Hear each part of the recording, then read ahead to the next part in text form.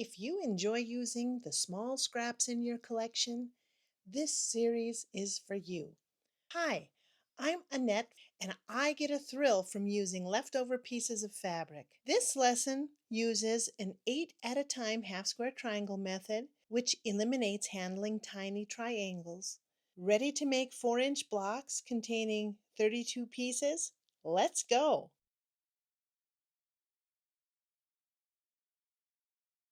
This project began by gathering a palette of my saved strips. While I mostly use that collection for my blocks, it is more efficient to make half square triangles 8 at a time with larger squares of fabric.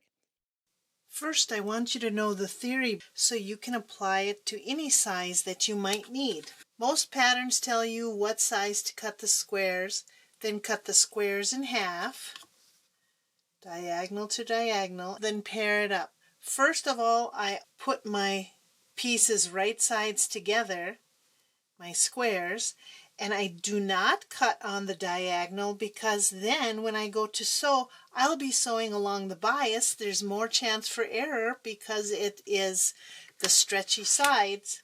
Any of these 1/2 inch rulers, this is Quilter's Magic Wand, you cut the square 7/8 inch bigger than the finished size square you need.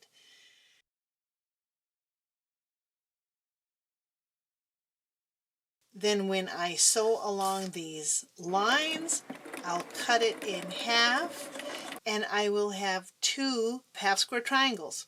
To make it easier for me, and if there's an error, if I'm sewing fast, if I'm slip with the rotary cutter, I cut my squares 1 full inch larger than the finished size. There's less room for error. I can always trim up if I need it. Now we'll take that same theory of making 2 at a time with 1 square into 8 at a time. Make a grid. And each of these would be 2, 4, 6, 8. If I'm making 2-inch finished squares and I used a 3-inch, we'd have 3-inch, 3-inch. You'd need a 6-inch square. Then you'd sew a 1/4 inch on each side of this line. So on each side, sew a 1/4 inch on this side of each line, and then we'll cut it apart, starting on the perpendicular lines, which are not sewn. There's nothing sewn there. I'll show you how to do that. When I align these, make sure your squares are exactly on top of each other. And I sew just so the needle is on the inner side of the line, and that gives me just a little extra leeway. I tried to make sure my pencil line was nice and thin, but just in case it was fat, and also how far away it was from the ruler. I know these are all infinitesimal, did I say that right? Amounts. Oops. Looks like somebody needs to clean her machine. But every little bit helps.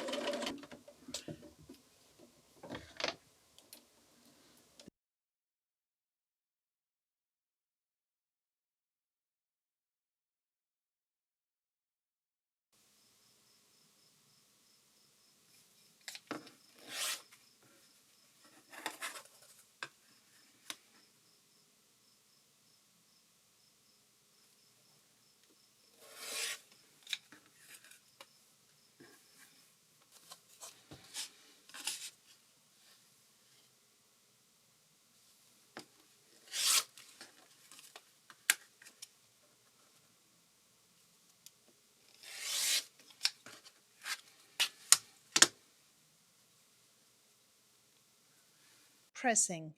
If you don't especially care to do it, it might be a deal breaker to making these 4-inch blocks. The units are so small. I always set the seam and finger press to make sure that the seam only is pressed to one side. You know, that there aren't any folds pressed in the top that would make the unit smaller. If your units aren't the correct size, check your pressing technique.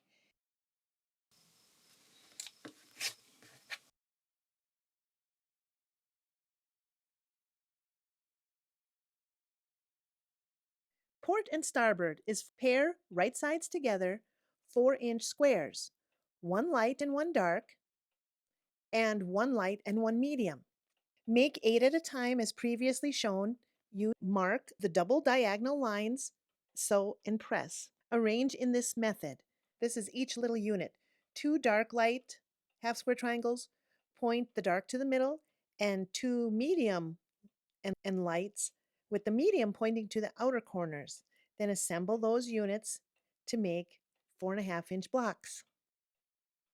I thought this was a cute addition to my patriotic quilt because it reminds me of the Navy, port and starboard. So I will just flip those over and sew along. And it worked out well.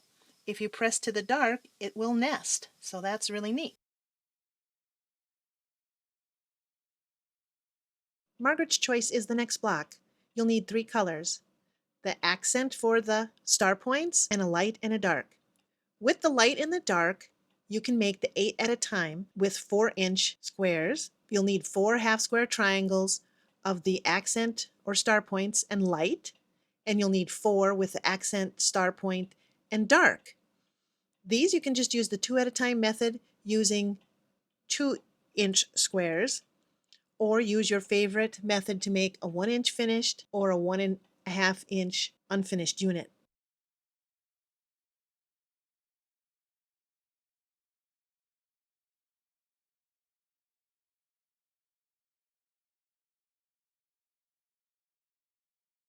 Using a 4-inch square of a dark and a light, make 8 at a time, and you'll also need 2.5-inch square half square triangles. Make the 2 at a time with 1 dark and 1 light 3-inch square.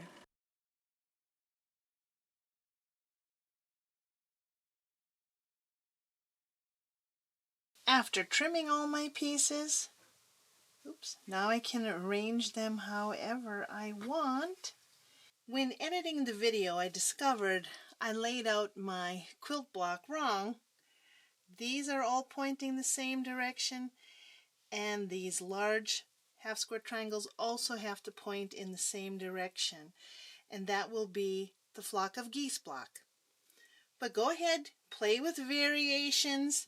You could change color placement, or instead of the half square triangles, maybe you could do another set there, or you could have just a plain 2.5-inch block right there. Just kind of play with it. There's nothing wrong with this or this. It's just not flock of geese. This is. Thank you for watching this video. I had a difficult time editing. I wanted to make it more succinct. So if you need clarification, please ask and I will try to guide you. Thanks again for watching.